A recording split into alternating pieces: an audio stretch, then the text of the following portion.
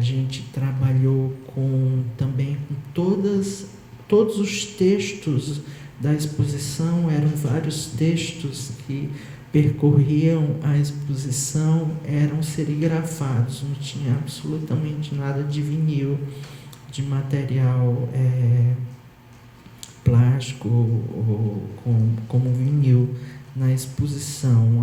As legendas também eram serigrafadas. Então essa aqui é o piso superior do Itaú. Havia uma linha azul que percorria os 3 pisos da exposição. Essa linha azul também foi muito polêmica, porque essa linha azul remetia a um trabalho do Leonilson que se chama O Desejo é um Lago Azul, que está dentro de uma série chamada Os Dedicados. E o visitante começava pela parte de baixo e subia os 3 pisos até chegar nesse trabalho, finalizava no Desejo é um Lago Azul. E algumas pessoas não conseguiam compreender esse devaneio curatorial e expográfico, e foi amada e odiada com a mesma potência, mas foi uma exposição extremamente importante na minha formação, porque parte justamente de uma pesquisa que eu vinha desenvolvendo, que eu tinha desenvolvido na universidade, e eu tive a possibilidade de ver aquilo construído lá no Itaú Cultural. Então, havia um mobiliário grande nessa exposição, havia vários dispositivos. Então o público havia essas mesas de vidro. Dentro dessas mesas de vidro estavam obras também, e havia lá no cantinho, vocês estão vendo, umas mapotecas. Nessas mapotecas haviam obras dentro das mapotecas. O público puxava as gavetas das mapotecas, tinha uma proteção de vidro, e dentro da gaveta tinha obras do Leonilson. Então tinha cadeiras, essas cadeiras também tudo tem um sentido. A cadeira é um signo muito presente no trabalho do Leonilson. Então, o Leonilson colecionava muito brinquedo, e nessa coleção de brinquedo que a gente também mostrou na exposição, haviam as cadeiras, e a gente também estava inspirado em Pina Bausch e queria também e essas cadeiras ficavam à disposição do público para que o público levasse para ficar diante de qualquer obra, sentar e ali ficar utilizando, sentado, observando alguma obra. As cadeiras ficavam disponíveis no espaço também. Então aqui a vista do último piso. Esse era o piso onde o público finalizava a exposição e onde estava um núcleo de trabalhos que é da última fase de trabalhos do Leonilson. Então, os últimos anos de produção se concentrava nesse último piso.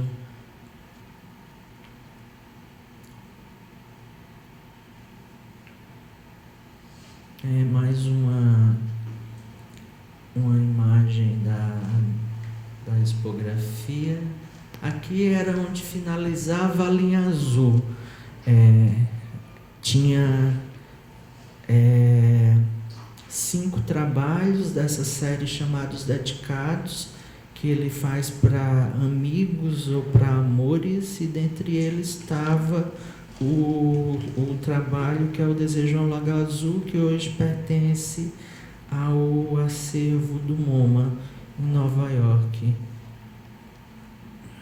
As cadeiras tinham essas telas transparentes em que as lonas ficavam também sobre elas, que o público podia ver frente e verso do trabalho. Alguns signos recorrentes do Leonilson, tipo essa ampulheta que está aqui apresentada, não é obra do Leonilson. Essa ampulheta faz parte da coleção de brinquedos, da coleção de objetos do Leonilson. Mas como a ampulheta é muito presente dentro dessa construção poética, a gente resolveu também mostrar em diversos momentos da exposição partes dessa coleção que migram para a obra, objetos dessa coleção que migram para a obra.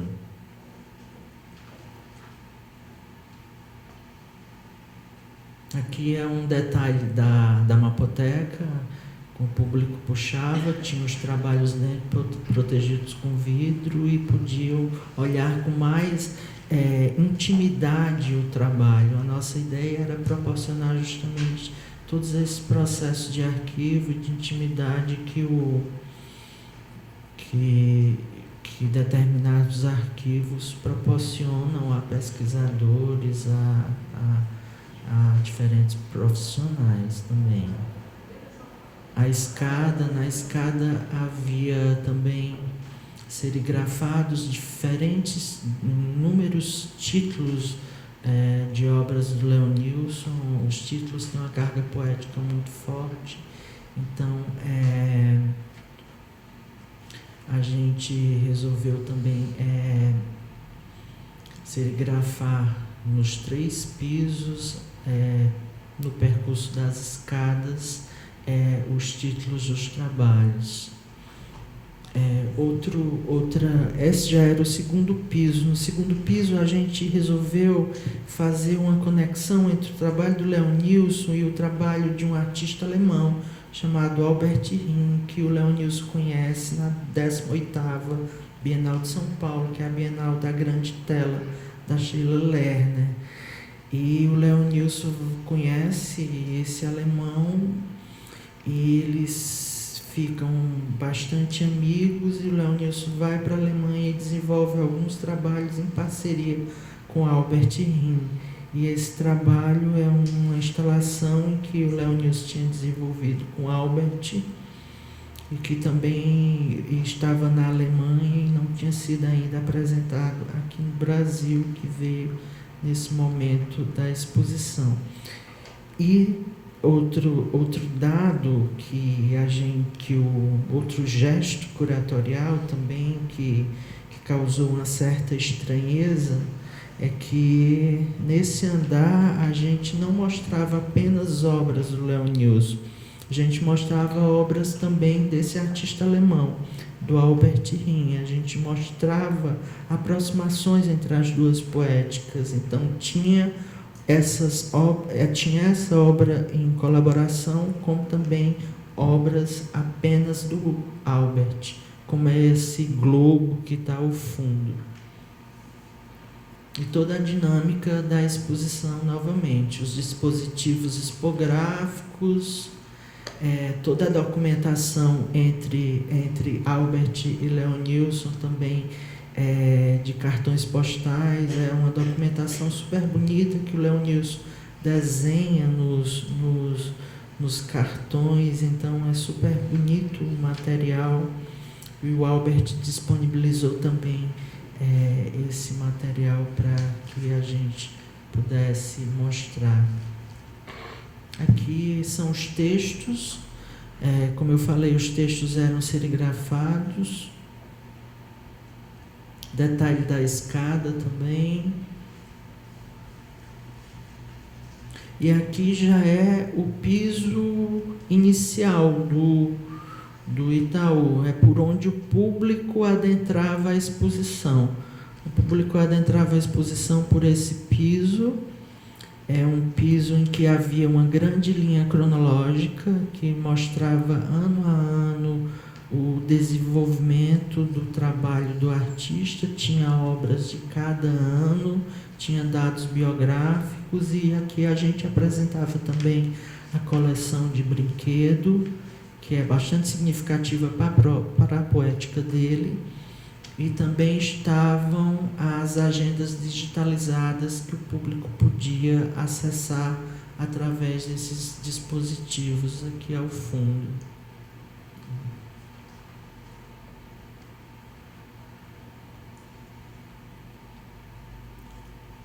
Aqui a coleção de brinquedo e alguns elementos que são bastante recorrentes, alguns signos que são bastante recorrentes na poética do artista, como a cadeira, o relógio, o globo, que está presente desde o início da sua produção até o final e que está muito presente também na sua coleção de brinquedo. Aqui imagens de como estava estruturada ano a ano, com questões biográficas e tal.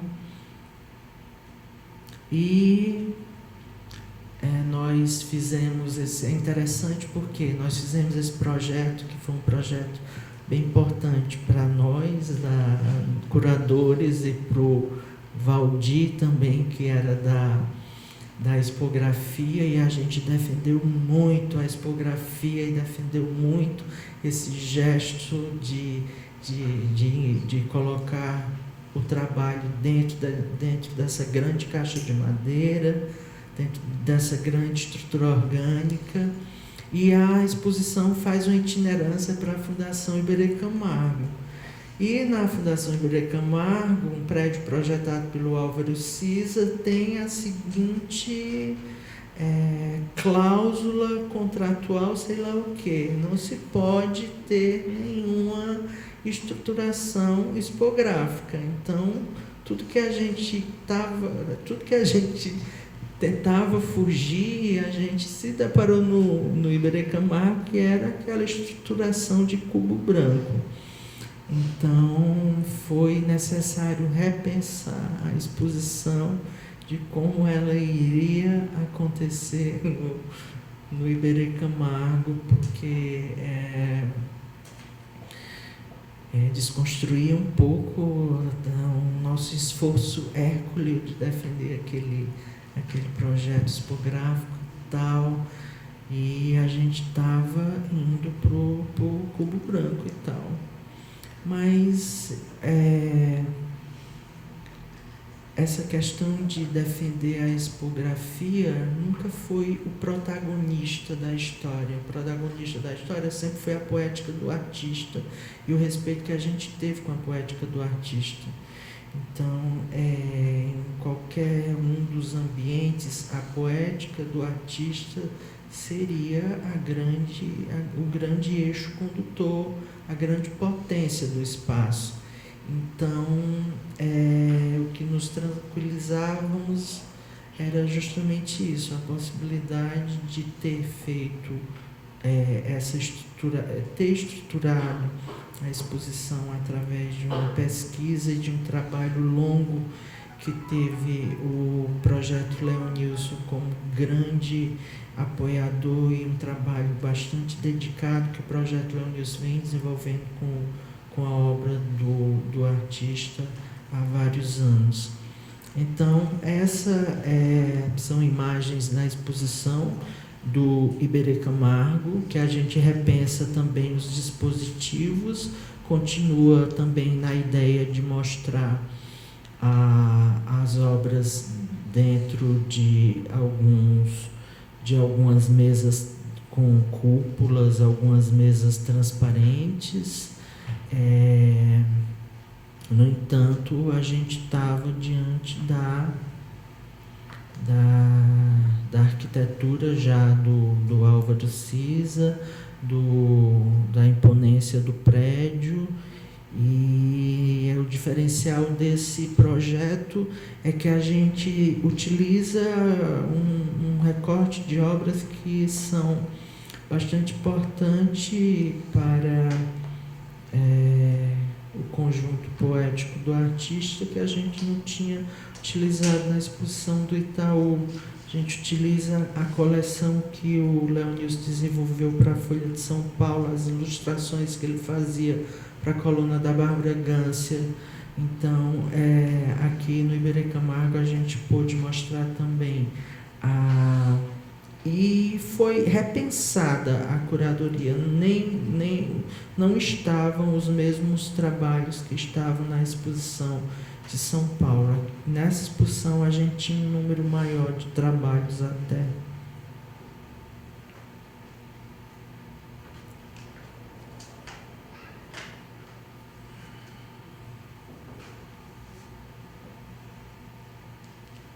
A linha do tempo, a linha cronológica, então é outra realidade. Alguns mobiliários a gente utiliza, como essas mapotecas.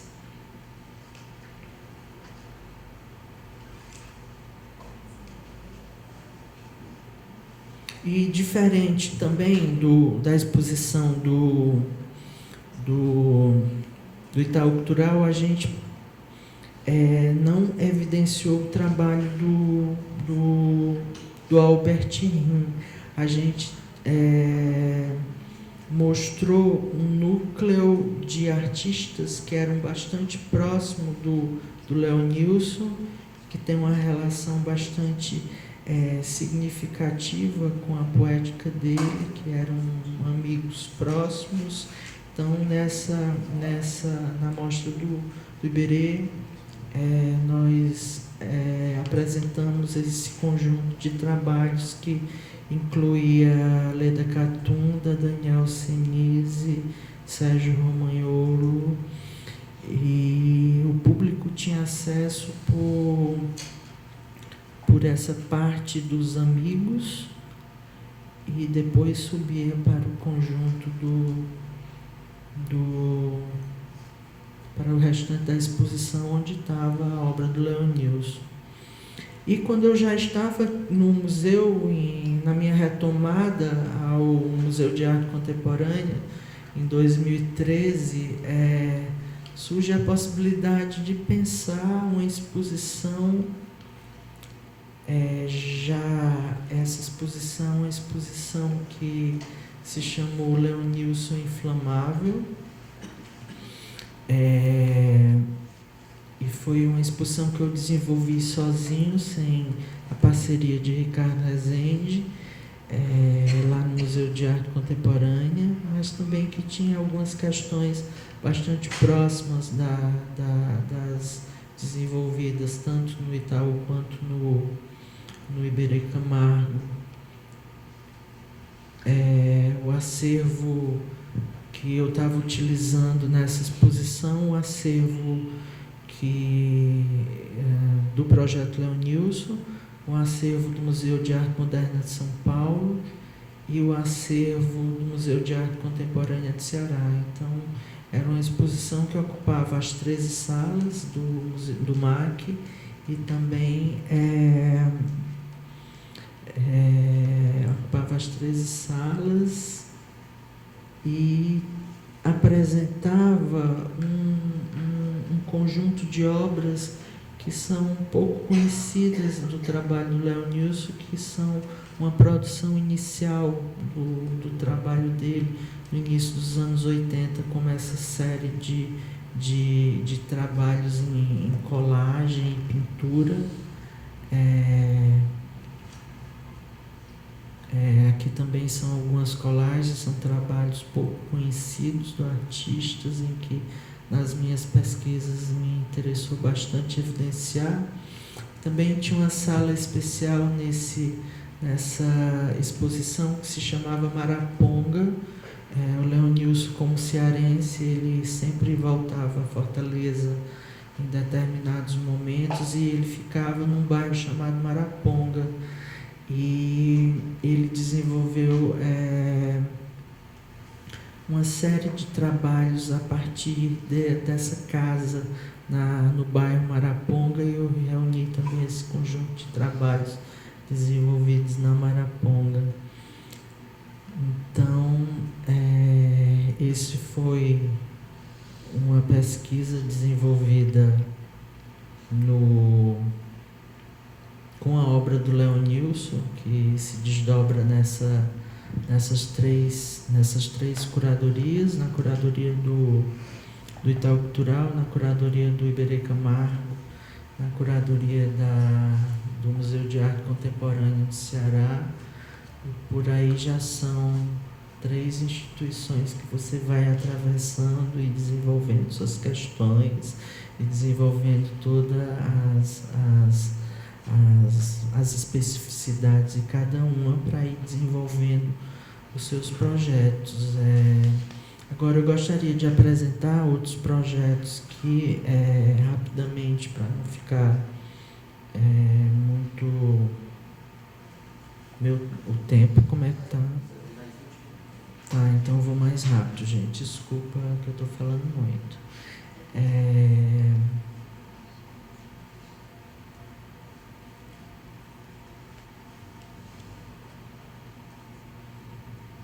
Essas já são exposições que eu desenvolvi no Museu de Arte Contemporânea do Ceará.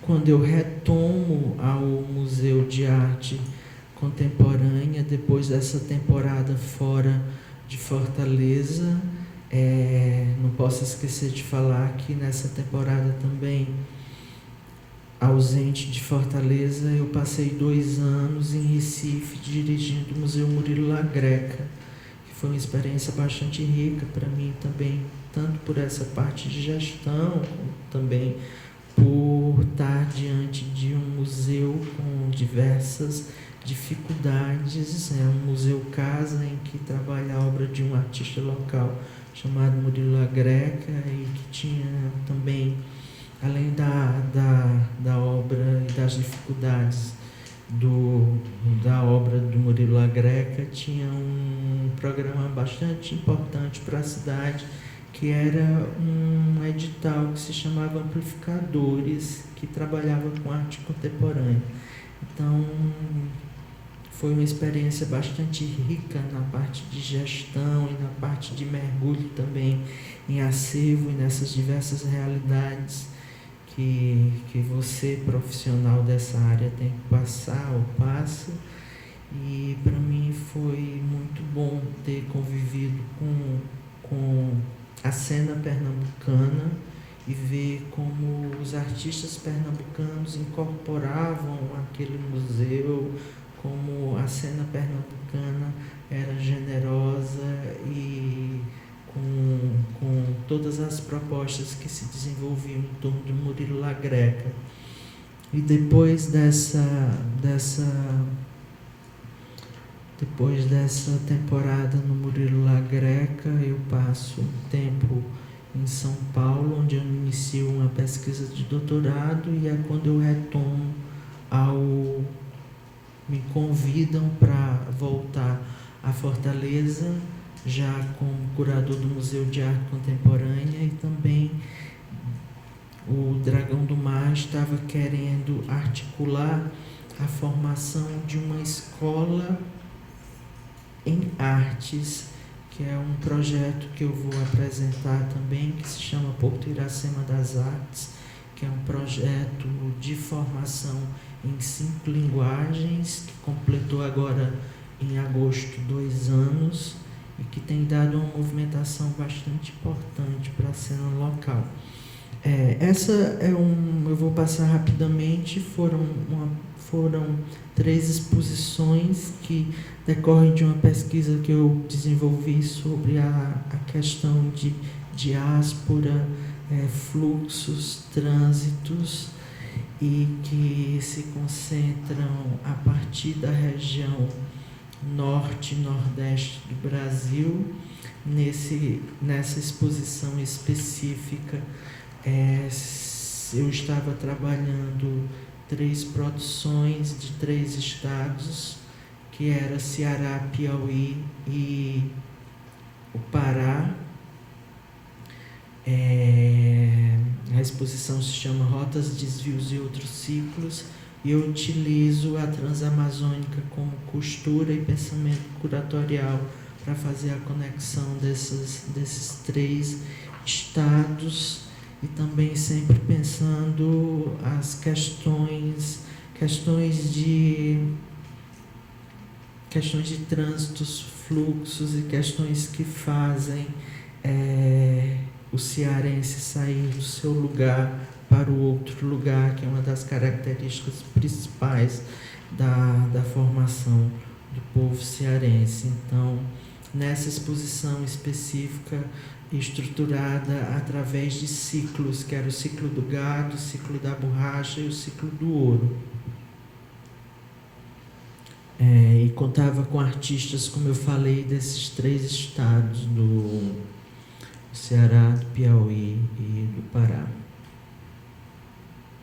Aqui trabalho do Armando. Eu não vou falar de trabalho por trabalho, porque senão vai ficar...